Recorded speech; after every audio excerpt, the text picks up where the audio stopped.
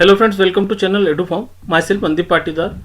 हमारा डिस्कशन चल रहा है biochemistry and clinical pathology D pharm first year का ये सब्जेक्ट है। यूनिट सेकंड के बारे में हम बात करेंगे, बीफ chemistry and role of protein. Part third unit second का जो हमारा चल रहा है, classification of protein. Classification of protein हम दो पार्ट में करेंगे। आज हम केवल क्लासिफिकेशन पढ़ेंगे और नेक्स्ट पार्ट में हम इसको एलोबरेट करेंगे, किस तरह से अलग अलग पार्ट इसके होते हैं।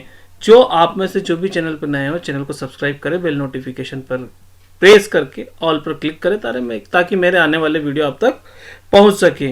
यदि हम यूनिट 2 की बात करें तो इसमें हमने introduction, definition, composition of protein, role, function of protein, property of protein, यहां तक हमारा डिस्कशन हो चुका है। आज हम बात करेंगे क्लासिफिकेशन ऑफ प्रोटीन। यदि क्लासिफिकेशन ऑफ प्रोटीन की बात करेंगे तो तीन तरह से हम क्लासिफाई कर सकते हैं प्रोटीन को।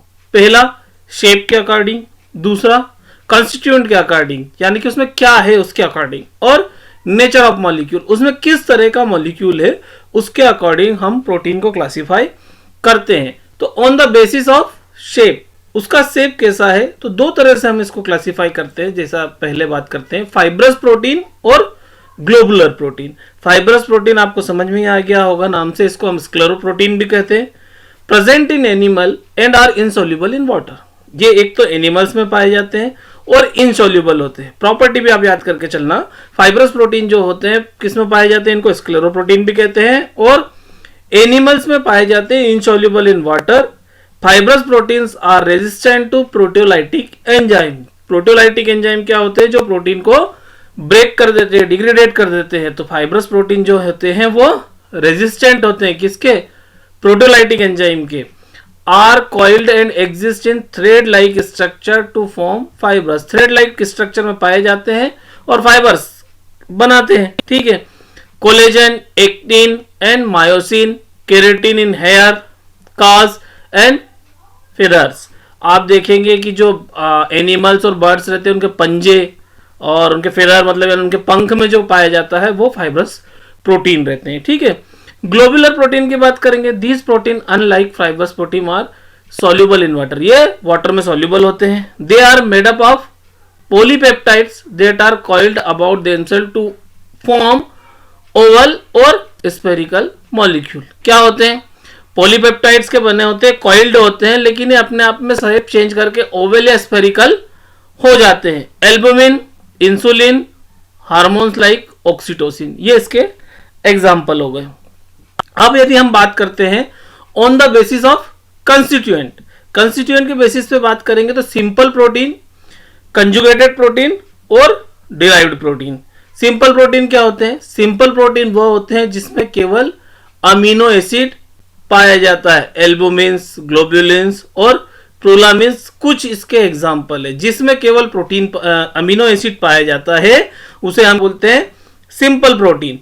कंजुगेटेड प्रोटीन की बात करेंगे तो कंजुगेटेड प्रोटीन में क्या होता है, these are complex proteins that are combined with the characteristic of non amino acid substrate called as prosthetic group. इनमें अमीनो एसिड के साथ साथ एक नॉन अमीनो एसिड भी ग्रुप भी जुड़ा रहता है, जिसको हम क्या बोलते हैं, prosthetic group. These are following type. इनको फिर सब डिवाइड किया गया है कंजुगेटेड प्रोटीन को। वो क्या हो गया, nucleoprotein, mucoprotein, glycoprotein, chromoprotein, lipoprotein, metalloprotein और फॉस्फोप्रोटीन। न्यूक्लियोप्रोटीन में यदि बात करेंगे तो प्रोटीन के साथ न्यूक्लिक एसिड कॉम्बिनेशन में रहता है।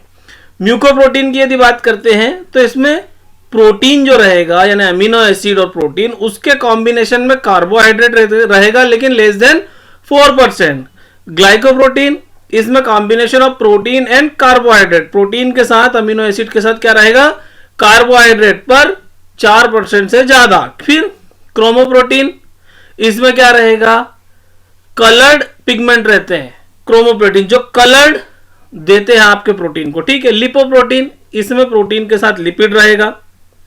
मेटेलोप्रोटीन, मेटेलोप्रोटीन की बात करें तो combination of protein and metal ion, इसमें मेटल आयन आपके प्रोटीन के साथ रहेंगे, यानी कि जो आपका अमीनो एसिड से एक प्रोटीन बना है उसमें आपको अलग से मेटल आके ऐड हो जाएगी। जब मेटल ऐड हो गई तो क्या हो गया, ये मेटेलोप्रोटीन। अब बात कर लेते हैं phosphoprotein, combination of protein and phosphate group.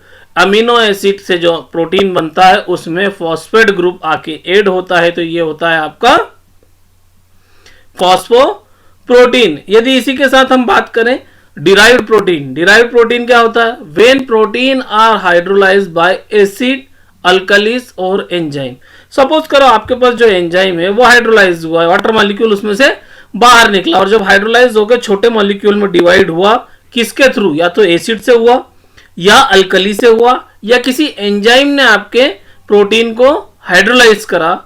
The degradation product obtain from them are called derived protein. जो डिग्रेडेशन प्रोडक्ट हमको ऑब्टेन होता है, यानी कि उस एसिड हाइड्रोलिसिस हुई, अल्कली से हुई या एंजाइम से हुई, उसके बाद जो हमको प्रोटीन मिला हाइड्रोलिसिस होने के बाद, उसको हम बोलते हैं डिराइव्ड प्रोटीन। तीसरा जो सिस्टम है वो क्या है? On the basis of nature of molecule. अब जो मॉलिक्यूल है उसका नेचर क्या है, उसके आधार पर हमने डिवाइड किया है इसको क्लासिफाई। तो acidic protein and basic protein. Acidic protein की बात करेंगे तो they exist as anion and contain acidic amino acid.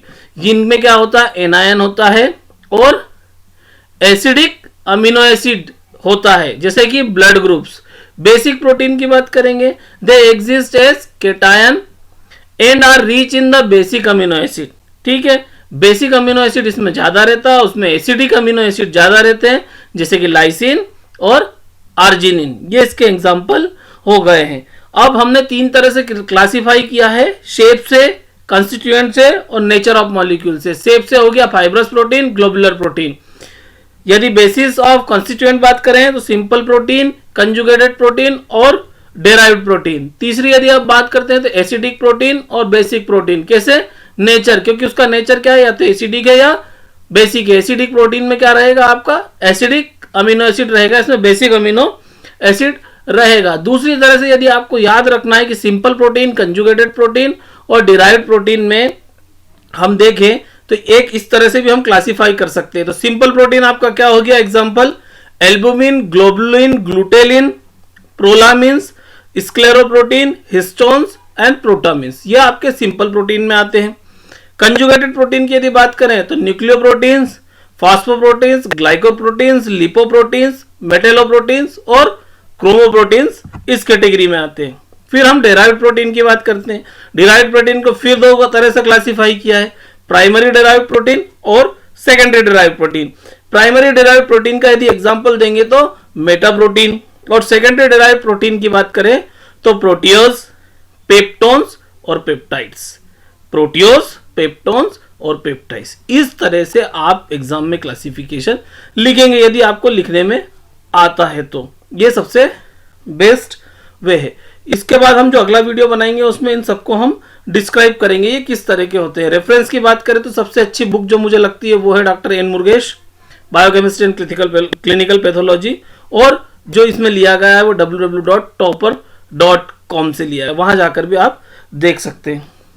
Thank you, have a nice day.